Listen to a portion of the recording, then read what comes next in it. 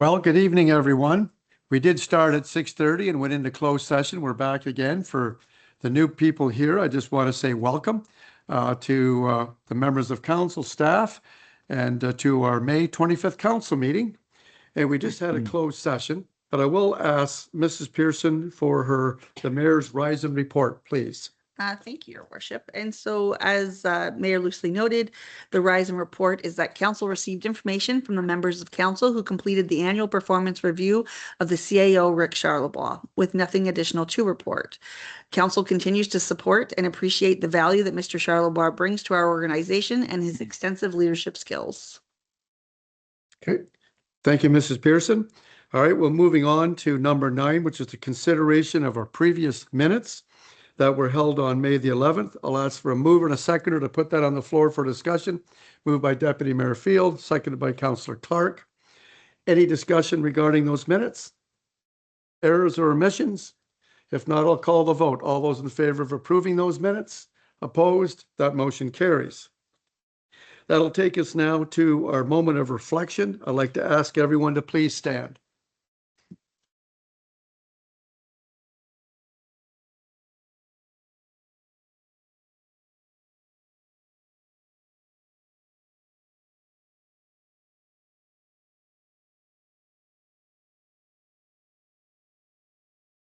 Thank you. Please be seated.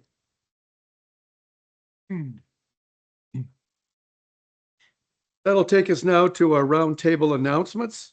And tonight we start with Councillor Patel, please. Through you, nothing at this time to share. Okay, thank you. Councillor Clark. Just a thanks, I guess, to the group from Parks and Rec for their part on Saturday's market opening, handing out breakfast sandwiches. Councillor Hyatt and myself, as well as our committee chair, Ross Ellsworth, and one of the members, Barbara Prescott, and two kind of what I would say consummate volunteers, Chris and Jamie Van Sickle, that show up and help us a lot with a lot of events, even though they're not part of the committee. And I think a thanks to them is overdue, really. Thank you, Councillor Clark. I'll also speak to that later on with my report. But it was for a bad day, we certainly made to the best of it. For those out there that weren't aware of it, that was the official opening of our market for the season. Thank you. Is there anything else? All right. I'll move on to Councillor Hyatt, please. Nothing to share, thank you. Okay, thank you. Deputy Mayor Field. Nothing at this time. Well, I just happen to have a few things. I was away, so it's not a long list.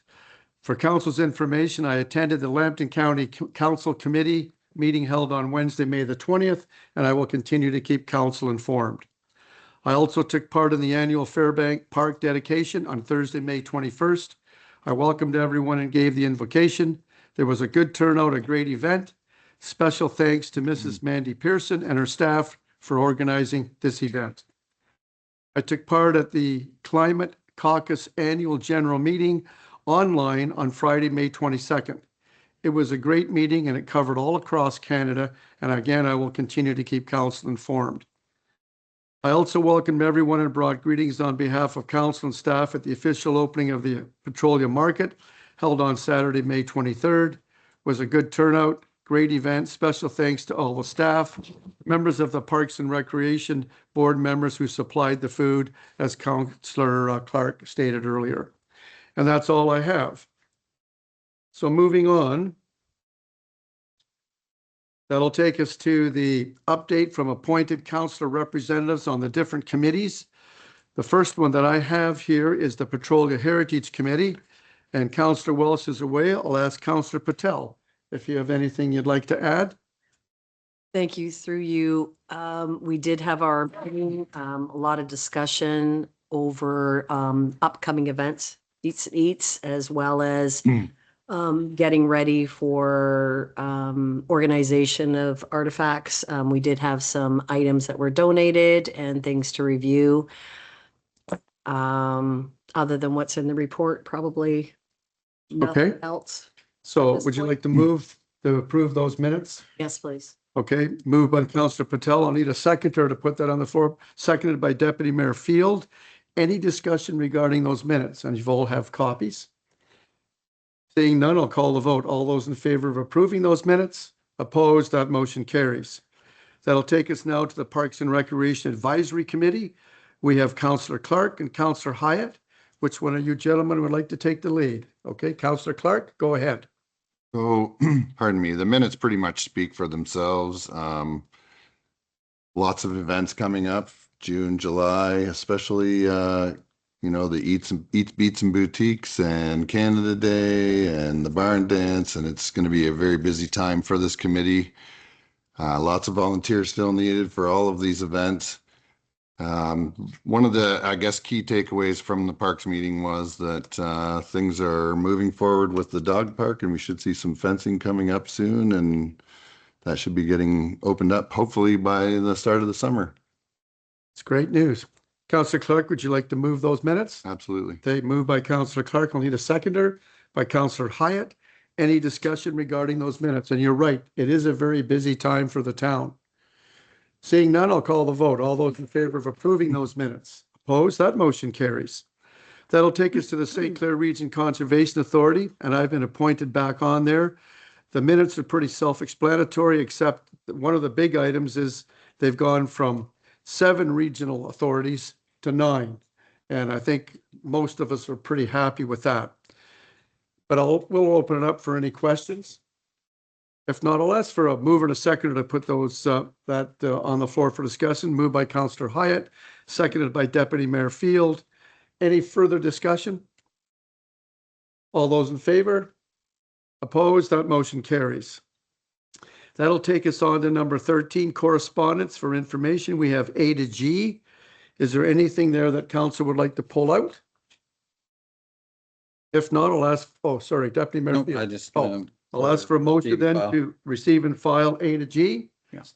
Moved by Deputy Mayor Field. I need a seconder. Seconded by Councillor Clark. Any discussion regarding those items? There were some interesting ones there. All those in favor of approving those minutes? Opposed? And that's correspondence. Sorry, that motion carries. And as far as correspondence at this time for consideration, there is none. But for delegation and presentation, first on my list, we have Mrs. Janice McMichael Dennis regarding the 2026 annual shareholders update. Please come forward. And just for your information too, council does have a copy of your report. I don't know if you want to go through it or just open it up for questions, but the floor is yours. Just hit the highlights then, given that council has been provided for the report. And I thank you to the wonderful Mandy, who always makes sure that we're always set up with that. It's my pleasure to be able to be with our friends in Petrolia here tonight to share the annual year in review for Blue Water Power. And there's lots to the story. Oh, I apologize. Thank you. Thank you. Thank you. I appreciate that, Larissa. There's lots to the story, but I will keep it brief and just hit some significant highlights for council and the community's information. The most important thing that Blue Water Power does in a year is that we keep our people safe. We're like a family, and family looks out for each other. And oh, thank you. It is up. Thank you. Are you? Jessica. Me? Thank you, Jessica. So we'll move through, please. Thank you. So I'll move on to safety. I wasn't sure if it was going to be up. Next one, my dear. Thank you. So the most important thing we do, and when I talk about any numbers, I always talk about this number first, because financial numbers, operational results, reliability, everything comes second to safety. So our most important number of 2025 is the 2.7 million hours worked without a lost time injury. The most important thing I ever do in my career is make sure that people go home to their families. And I'm very proud that we have a team that always works together, that has each other's back. And it's safety first, second, and third with Blue Water Power. If I touch upon quickly some other numbers, because after you build a foundation based on safety, the nice thing is that often your other numbers tend to come together as well. When you put the focus where it should be, sometimes the rest falls into order. We had power reliability of 99.98%. We had gross revenue at an all-time high, our income at an all-time high, and growth in assets of 8%. Pleased to say that this is all courtesy of my team. I'm just have the honor of being able to share this, but my team is exceptional and they come together every single year. If we can flip to the next slide, please, Jess. Thank you. Few other numbers, our expenses came in below budget. We reinvested $12 million in local hard infrastructure, including some significant dollars spent, of course, in the town of Petrolia. We had our highest municipal returns of all time. And I was pleased to stand here last year and share with you that 2024, we had our highest municipal returns of all time. And then in 2025, we actually outdid the 2024 numbers. Most importantly, we will never do that at the expense of utility bills. We will never bring returns to our shareholders through increased hydro bills or through irresponsible hydro rates. We've actually had a 4% reduction over the last 10 years in hydro rates. And I'll touch upon that with a further graph later on. Let's move on. Thank you, Jess. The success story that this all points to in those numbers that I'm proud to share with you is that overall, Blue Water Power has been a success story. Thank you to the people like the town of Petrolia and the council way back when. Mayor Loosely and I go way back on that, when the Petrolia PUC Hydroelectric Commission decided to retain and put your faith in Blue Water Power. And I can never thank you for enough for that. And I really hope that the town feels that gratitude from Blue Water Power and also sees that we value you and we value our customers. We've added offices outside of Sarnia Lambton. That's important because we get to take money from outside our communities and bring it back here locally to the benefit of our municipal owners. We reinvest in hard infrastructure. We're a really strong community partner. It's really important to myself and to my exceptional team that when people think of Blue Water Power, I want them to also think about supporting Oilers hockey and supporting Town of Petrolia Days and all the various things that we are honored to be involved with throughout our communities. In 2025, we added 2 new companies too to make our new corporate family even bigger. And Jess, we'll move to the next slide. There's what we look like now, and thinking that all started with 26 years ago with the amalgamations of PUCs. That is what brings the value here. That is what brings our power of local back to our municipalities. And because it brings it back to our municipalities, it translates directly to our taxpayers and our municipal shareholder ridings. What is that number that translates through? Jess, we'll move on. Thank you.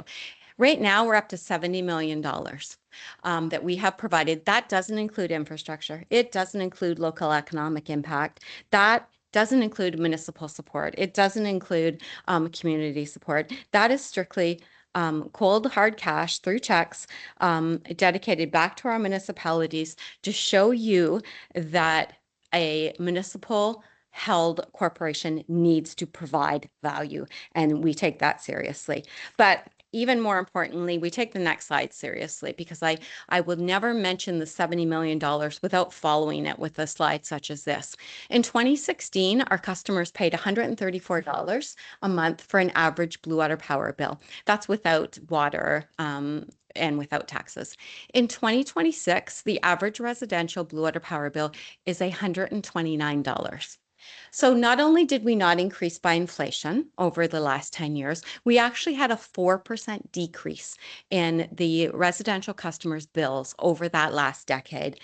If we were to take 2026 and even assume we just moved along at inflation, because I know that Staffing Council recognized the considerable cost impacts over the years from inflation, Blue Water Power had those as well. But we managed to in some way come out on the side of a decrease. But if I were to take inflation over 10 years, the 2026 bill should have been up about 25%. It's actually down 4%. And again, so important that I never talk about shareholder returns without talking about our focus on responsible rates and the customer. Jess, we'll move to the next one. Thank you.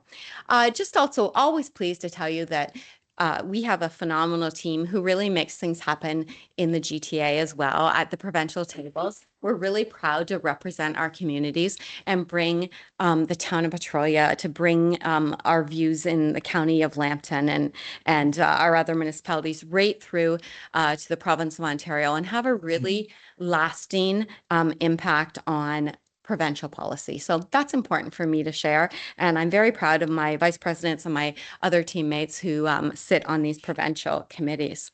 If I can move it on to the board of directors.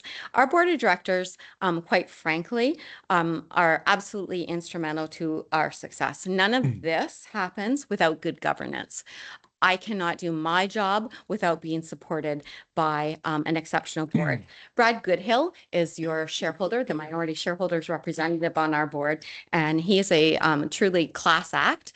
And we're very fortunate to have Mr. Goodhill, Chief Goodhill, on the board of directors. And I'm thankful every day for his guidance and for your presenting him as a board of director representing the minority shareholders. Part of your package today that you'd ask about is asking you to reapprove the appointment of Brad to the board. We'll close it all up. We'll just flip on to the next slide. Thank you, Jess. On the next one, let's do that. Just touching again, everything. We were safe. We had all-time financial highs. We didn't do it on the backs of utility ratepayers. We exceeded targets of profitability. We grew our assets. Rick always helps me with those calculations. We're a good team, Rick. And we showed a significant influence at the provincial level. We had high satisfaction ratios. When you are a utility that people only think of when you are opening your Blue Water Power bill, to get customer satisfaction ratios in the 90% range, it makes me thrilled with what my team does. And overall, we like to say we make things happen. We believe in being a strong supporter of community and a strong supporter of when you need us, we will be there. So with that, Mayor Loosely and Council, I will close and tell you that the Blue Water Power family is exceptionally pleased and grateful to the town of Petrolia for your continuous support, and we certainly always have your back. So thank you. All right. Thank you, Janice. And before I open it up to council, I do want to say thank you for all you do for the town of Petrolia, for special events and other major projects you've helped us with. And yes, you and I do go way back, but for those present, I think we own somewhere around 7%. And yet we make thousands of dollars more the last few years, somewhere around $165,000. And that is great news for the town. But congratulations to you and your board and what you're doing. The idea of making more money and yet you still reduce the cost down is amazing. But I have something for you, but I'll do that at the end. I will open it up for council. Does council have any questions for Mrs. Michaels-Dennis? Deputy Mayor Field, go ahead. Through you, and more of a statement. I always appreciate your presentations, and I always appreciate you starting with your safety record. And that does say a lot about a company when you value your employees that much. So your reports are always great, and they're always got a positive twist for us. I just appreciate what you guys do for our community. You're just always there when we need you. And I would, when we get to the point about Brad, I would love to make a motion. Brad is an excellent representative and represents us well. So Thank you, All right, Deputy we'll do Mayor. that in just a second. Any other questions from council? If not, would you read that motion, Mrs. Pearson? I sure can. Okay. And that is for the Council of the Town of Petrolia to endorse the 2025 Blue Water Power Annual General Report and support the reappointment of the board of director members, especially Mr. Brad Goodhill, to continue as Petrolia's representative. Okay, I've got a mover. I need a seconder, seconded by Councillor Patel. Any discussion? I'll call the vote. All those in favor? Opposed? That motion carries. And before you go, I have a little presentation for you. Oh, my goodness. Thank you, Mayor Loosely. if he gives you a pin, Oh. Sherry got A large box for a pen or a pin. Thank you. Thank you for everything. It's my honor. Thank you. Is it like Christmas? I'll wait and open it on Yeah. Christmas morning. or- Yes. Thank you. Thank you. Your support and friendship means a lot to me, to everyone here.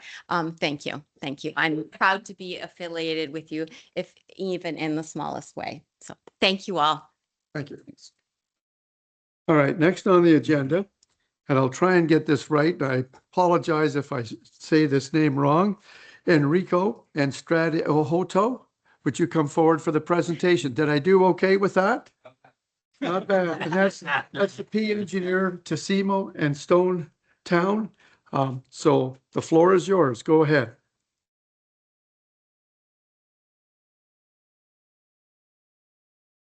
Through you, Mayor Loosely, and to council. I'm pleased to be here to present an award to the town of Petrolia. My name is Enrico Stradiotto. My day job is with the Canadian Concrete Pipe and Precast Association, but I do volunteer with the Ontario Public Works Association. I am the current chair of the awards committee, and I'm also a director on the board with OPWA. The Ontario Public Works Association is a nonprofit organization that has been advancing the public works profession in Ontario for over 60 years. Since 1965, OPWA has been a trusted voice and resource for connecting public works professionals, for promoting innovation, excellence, and collaboration across municipalities and the private sector. Each year, OPWA has established Project of the Year awards and individual awards to promote the excellence in the management and administration of public works projects, recognizing the alliance between the managing agency, the consulting engineers, the architects, the contractors, and those who work together to deliver public works projects. In 2021, the Small Municipality Public Works Project of the Year Award was awarded to the town of Petrolia in partnership with SEMA Plus and with Stone Town Construction Limited for the Brights Grove Water Treatment Plant High Lift Pumping Station in Clearwell. Now, of course, you would note 2021 was a long time ago. Getting this award so late into your hands, and maybe it was a bit of COVID at the time. Maybe it was not, I guess, not the post office. We can't blame it there because it didn't get in the mail. But finally, we did get it here, and we're happy to hand this off to show recognition of this project as a public works infrastructure project in Ontario. So congratulations. That's great, and thank you. I'd like to ask Stuart Winchester to come forward, Amanda Pepping, Scott Taylor, and if there's anyone else I've missed, I apologize. Please come forward.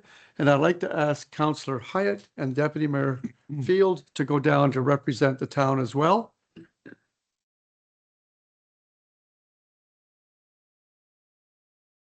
While they're doing that, can I ask Mr. Thompson, 8 years ago, when I first came in as mayor, you sent me down to Oakville to get an award for our sewage treatment plant. Was that through the same organization? Yes, it was. That's correct, Your Worship. Thank you. And I just want to add, the understanding I had when I went down to Oakville was I was just to go down to get the award or the whatever. I got down there, I went myself, and the guy said, Brad, you've got 10 minutes to speak. Oh. And I thought, I wasn't prepared for that, but we did it. But anyway, I just wanted to see if that was the same thing. Correct. Sorry, go ahead. We want to get a picture with everyone. Yeah, I think that would be great. Turn around and look the other way. Sure, come on in. Yep, absolutely. Thank you.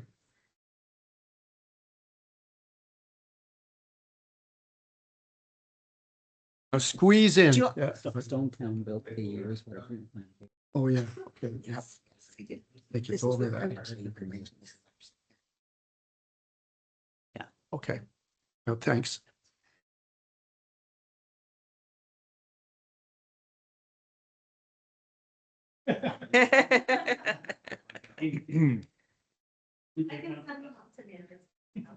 Oh, okay. Amanda will give me the. Thank you. Thank you. Thank you. 2021.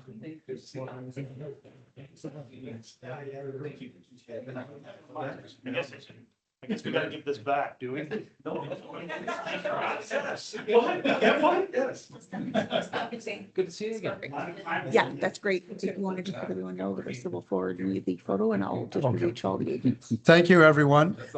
Okay, I Way to do, Run away. and I do want to mention, this is the second award that went to the Stone Town. So congratulations. And the clerk has just mentioned that she'll make sure the pictures are sent to everyone. Perfect. Okay? Appreciate that. Thank you for addressing council and always pleased to receive an award.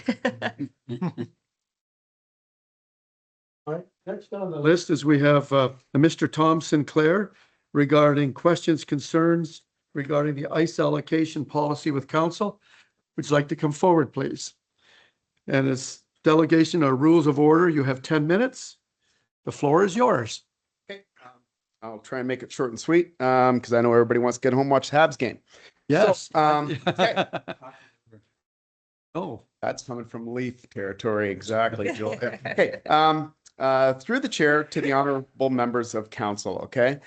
Thank you for the opportunity to speak with you today regarding the ice allocation policy adopted in the fall of 2025. I'm sure you all recall. So why are we here? Okay, so it was adopted, it was fine. But since that point in time, we looked at it when it was distributed here in early March, and we found some issues with it that actually go against the town's fundamental policies already in place, and we're going to highlight that. Okay, so this is where we're going here. So first of all, before I start, I wanted you guys to keep in mind three numbers. Okay. North of 80%, more than 80%. Okay, youth sports accounts for more than 80% currently of allocated ice at Greenwood Rec Center. More than 80%. Want you to think about that. Okay, the rest is divided amongst all the other groups. Okay, so other number is 2 hours. 2 hours last year of Petrolia minor hockey ice time was used in the town of Watford. The rest was in Petrolia. This is not my opinion. It's available. So is there really a crunch of ice time? Maybe. Okay. The other number is 0. 0 hours through the week was used by Petrolia minor hockey Monday to Friday at the 6:30 ice time. Why? We don't know. But I have it from at least 2 sources that the scheduler said we're not giving it to you through the week. Okay. Is that true? I don't know, but I'm pretty sure it is. So anyhow, I am here representing an organization that has rented ice from this town for over 54 consecutive years, over half a century. We have been a dependable source of municipal revenue, an anchor for the Greenwood Rec Center, and a cornerstone of health for generations of local residents. And every decision made within these chambers must be anchored by a common foundation. When a single operational policy veers away from your foundational overarching blueprints, it is the responsibility of community stakeholders to flag that drift. That's why we're here. So the current ice allocation policy contains deep systemic contradictions with your own 2023 strategic plan and your 2020 Parks and Recreation Master Plan. They conflict, okay? Left unamended, this policy creates unworkable terms and will produce unfair and problematic results. I am here today to urge council to repeal this policy and return it to staff for necessary revisions. Okay, before dividing into the policy framework, I want to address the elephant in the room and clear up some misconceptions. Whenever ice allocation policies are debated, a divisive and inaccurate narrative tends to emerge that the idea that granting ice slots to adult users is somehow taking ice away from children. Okay, that's not the case. Let me be unequivocally clear. We are not here to take ice from children. This is not the case and never has been. Okay, we love youth sports. Okay, I've coached them. I see lots of people here that have coached and volunteered. I volunteer to this day with Petrolia Silver Stick, where it's not about taking anything from children. It's not. Okay, anyhow, we recognize and fully support the reality that youth user group represent the largest demand for ice time in Petrolia. That's cool. That's great that they have that. They absolutely should have the lion's share of the schedule. No argument. We are not asking for more ice. we are not asking to expand our footprint. We are simply asking to keep the exact same ice we have safely, responsibly, and historically rented for over half a century at times that are actually usable for working class adults. Okay? Forcing adults exclusively into the earliest dawn hours or the latest midnight slots isn't a compromise. It is a polite way of pushing adults out of the arena entirely. This community belongs to everyone, and a fair policy should accommodate both our youth and our adults without pitting them against each other. What we are asking you to do is to ensure that you protect the small sliver of ice that has historically been available for adults in your community. Nothing more, nothing less. Okay? It is hard to fathom that this request is controversial in any respect. Okay. Let us look at the Town of Petrolia strategic plan adopted by this council on December 11th, 2023. This plan established 3 core priorities to guide every single municipal decision through 2028. Okay? A remarkable quality of life, a responsible governance, and a sustainable community. Okay? Under the priority of a remarkable quality of life, your strategy is explicit. Ensure Petrolia is an inclusive, equitable, and accessible community for all people and at all stages of life. There are no asterisks next to that promise. There are no exemptions for age. Yet the new ICE allocation policy directly contravenes this commitment by codifying a youth-first approach. Okay? This is a novel concept not found anywhere in the strategic plan. By creating a rigid hierarchy that puts municipal programs and youth users at the absolute top, you have baked systemic inequality into our recreation system. Because youth users already account for the overwhelming majority of ice rentals, this policy gives them opportunity to monopolize 100% of the available slots. This is not my opinion. This is what the policy says if you read it, okay? It leaves zero legal or procedural protections for adult users, schools, and community groups, okay? The strategic plan does not say equity for some segments of life. It says all stages of life. If it is council's intent to make adults take a back seat, you must amend the strategic plan first. Until then, this policy stands in blatant violation of your own governance model. Okay. Next, let us look at the Parks and Recreation Master Plan from 2020. It was designed to ensure facilities meet the actual demographic needs of our residents, or your residents that you serve. The master plan explicitly highlights that Petrolia is an aging community. It states word for word that our demographic profile requires a balanced spectrum of facilities, programs, and services that appeal to all age group. It notes that the demand from older adults is area of increasing demand from, quote, from the policy, and dictates that the town must remove or minimize barriers for this segment of the population. The ICE allocation policy ignores this data. Instead of removing barriers for our largest and fastest growing demographic, it constructs new ones by restricting use to the worst possible times of the day. If the only ICE time granted to adult users is 6:30 or 10 o'clock at night, nobody's going to play. It's going to dry up. The master plan acknowledges that ice time is scarce. However, its recommended solutions were to sell last minute ice times and coordinate with nearby municipalities to maximize efficiency. It never suggested that the solution to scarce ice was to completely alienate and push adult users out of the arena. And it might be noted that about using the ice, the Squires, for example, turned at least 2 Friday nights back, and the ice was never used. It sat empty last year. Okay. So beyond the strategic contradiction, the policy is written with vague language that makes operational success impossible. If you're going to write a policy, you got to think about it. Okay, what if I'm put in that job tomorrow to implement this policy? It can't be vague. It has to be very clear and concise, right? There's no room for vagueness. Take the historical precedent section. As written, its purpose is completely unclear. If an organization with 54 consecutive rental history cannot rely on historical precedent to protect their baseline ice time, then where are we going here? What does this section actually mean? What does it apply to? Okay. A lack of historical protection blindsides organizations and ruins their operations. Let's say, for example, figure skating. They rely on specialized coaches from who knows where to teach these young kids the fundamentals of figure skating. Okay, without year-over-year consistency, the skating club cannot secure coaching staff, volunteers, or participants who need predictable schedules. Long-standing user groups deserve and require consistency on a yearly basis. Furthermore, the policy introduces restrictive citizenship metrics. This fails to understand how modern recreation works. Local sports organizations like the PMHA welcomes players from across the region, and it's actually expanded more with the elimination of borders. Kids playing in Petrolia could be from Strathroy or they could be from London, and that's probably going to be the case moving forward, right? So putting in things in there about where you're from probably are not a good thing, okay? Furthermore, the policy fails to understand how modern recreation local sports organizations like the PMHA welcomes players from across the region. Our arena has always been supported by families from neighboring communities. Okay. So, and if we put this in place, it could decimate local teams. It really could, right? It will harm everyone.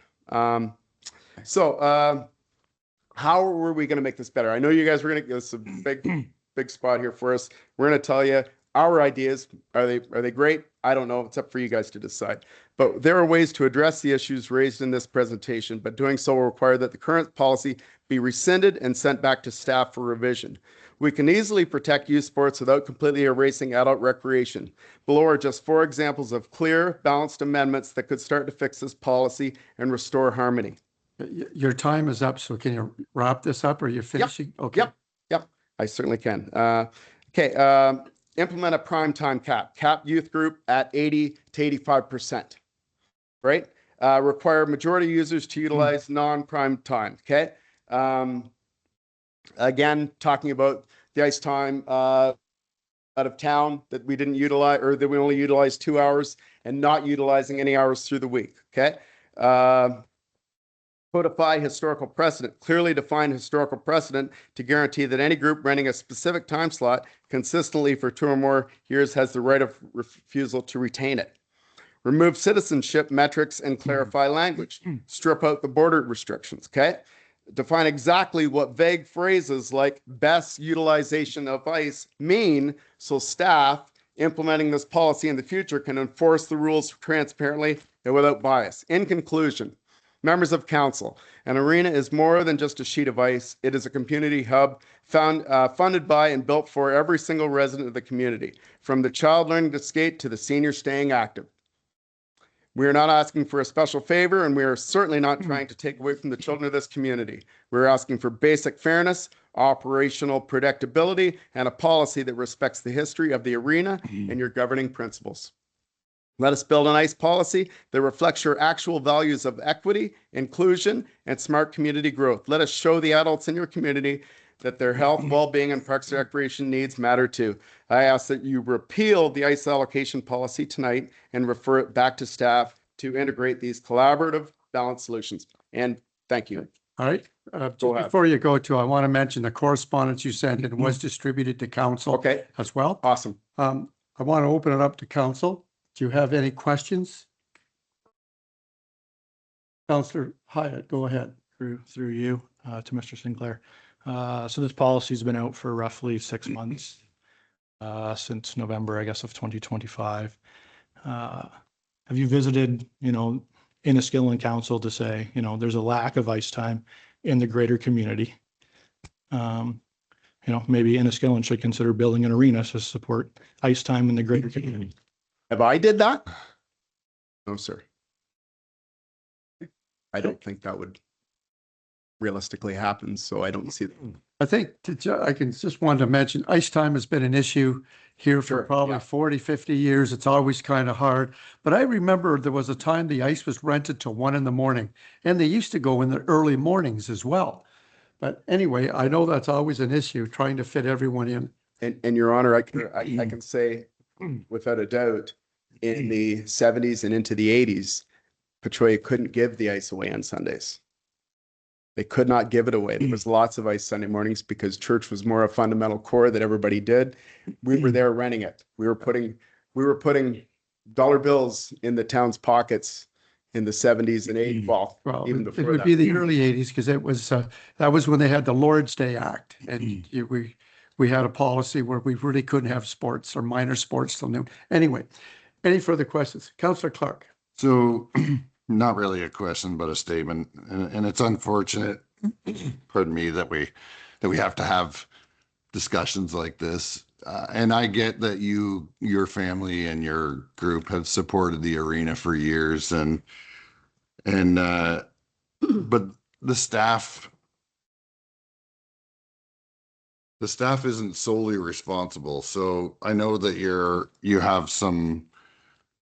had some discussions with Julie, some pretty frank discussions about the coverage, and you're not losing any ice time. I get that you're not getting the time slot that you want. But we've never allowed the users to decide what the schedule was going to be. The schedule, so the town's made up of council, and then there's advisory committees of council.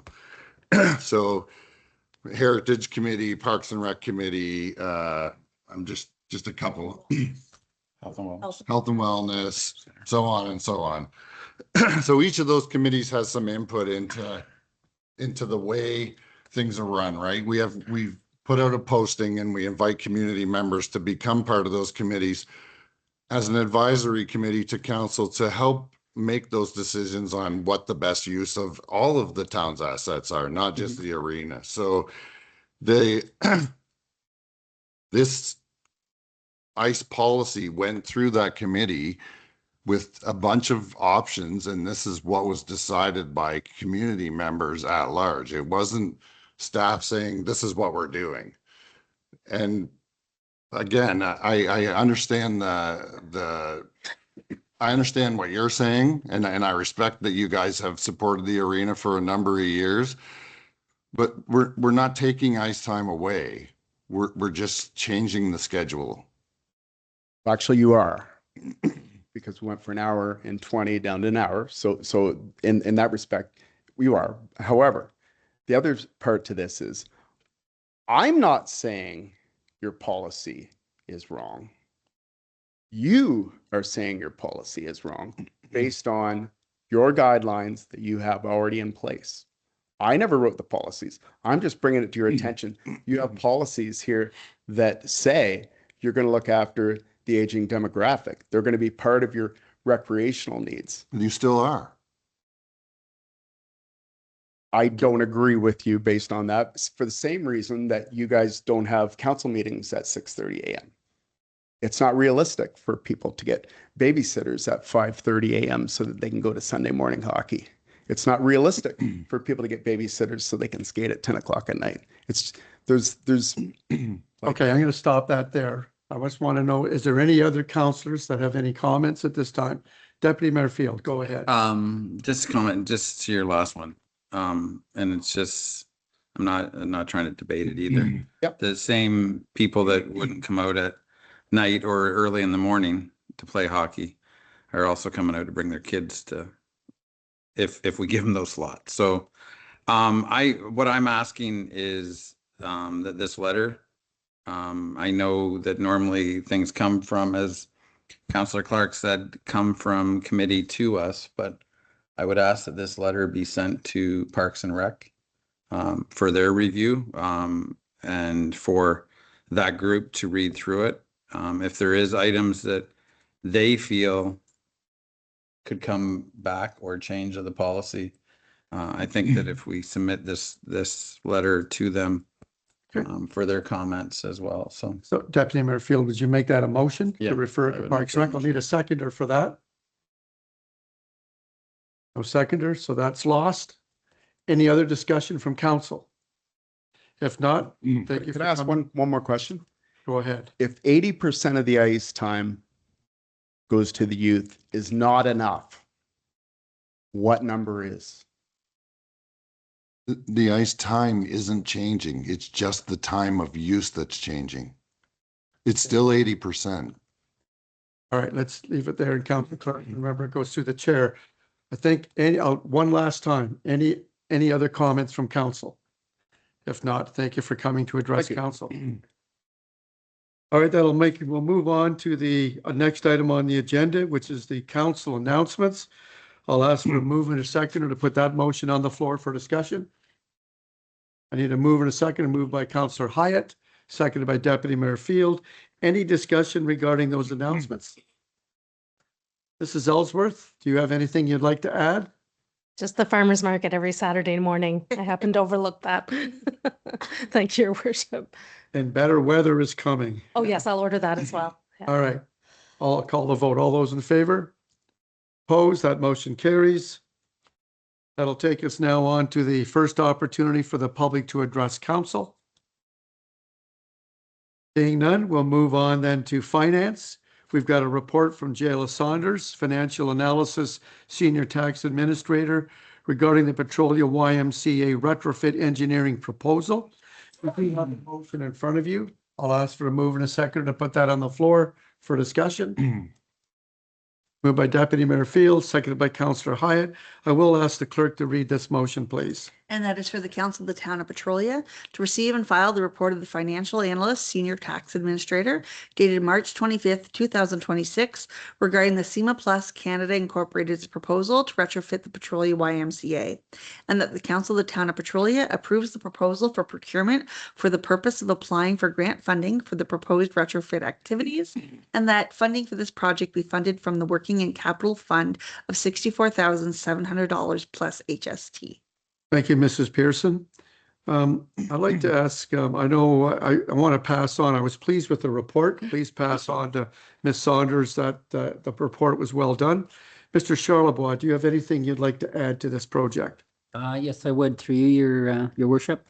The provincial and federal government, they don't give a lot of grants out for parks and recreation type stuff, including arenas. As we just talked about.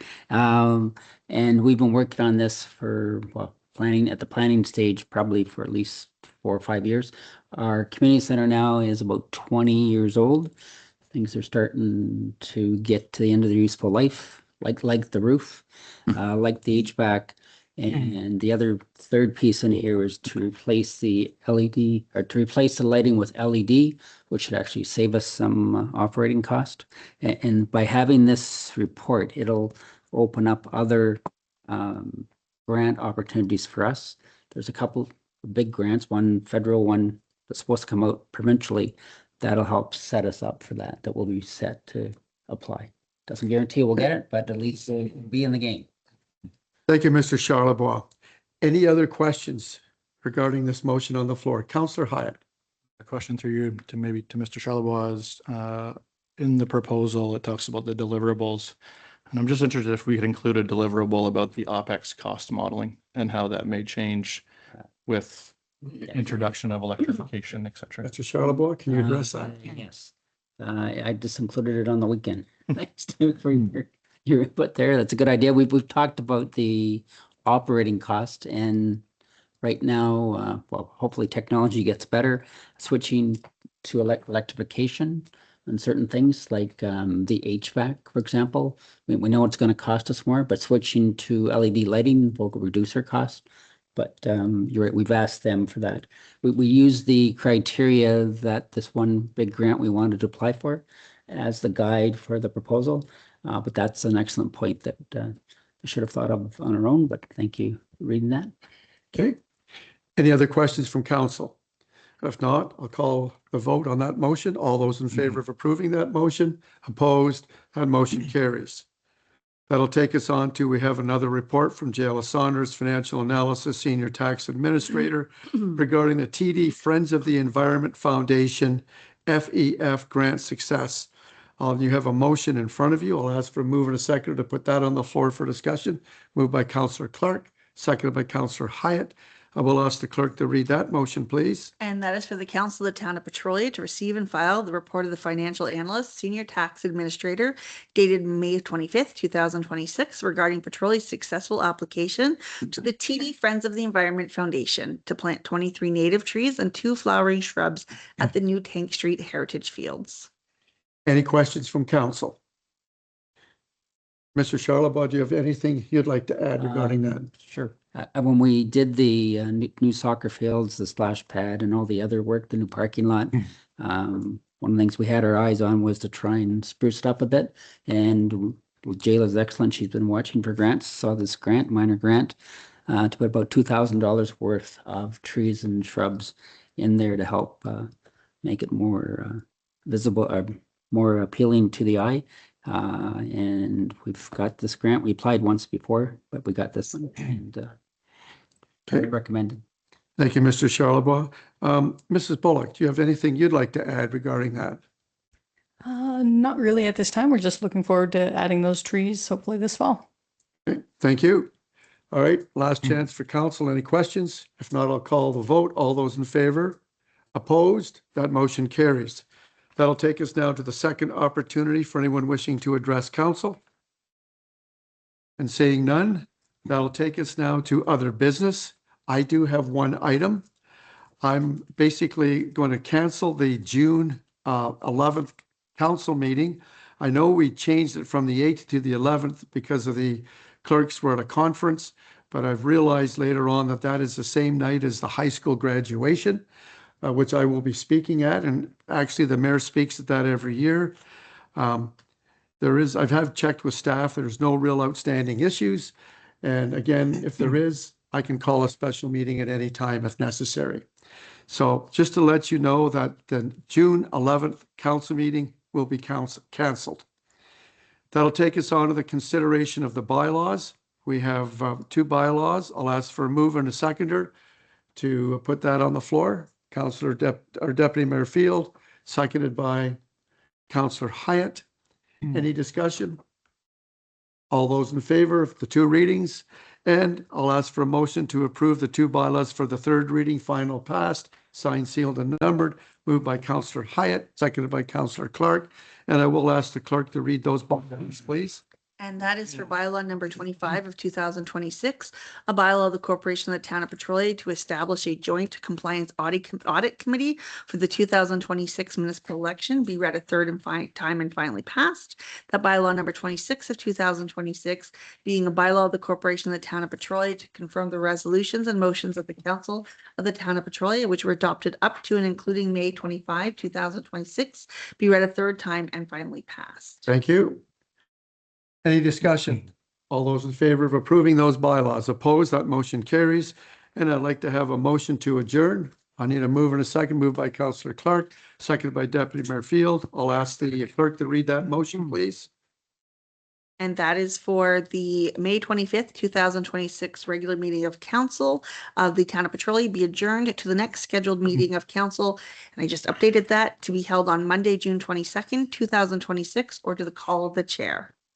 Okay, all those in favor? Opposed? That motion carries. Thank you, everyone, for coming. Have a good night.